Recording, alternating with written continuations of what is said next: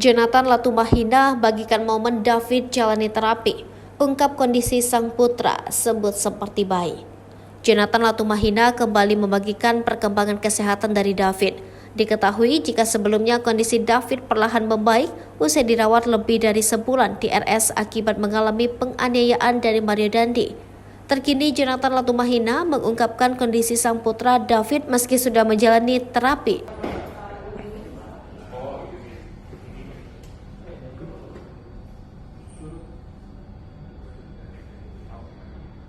Dilansir dari akun Instagram @tdvrberjalan.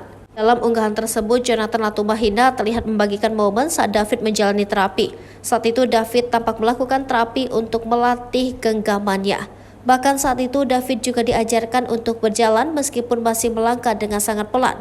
Sementara itu dalam video lainnya David tampak diajarkan untuk menekuk lututnya seraya berpegangan di sebuah dinding kayu. Jonathan Latumahina yang mendampingi David lantas mencurahkan perasaannya lewat caption di Instagramnya. Menurut Jonathan Latumahina, kini kondisi David semakin membaik.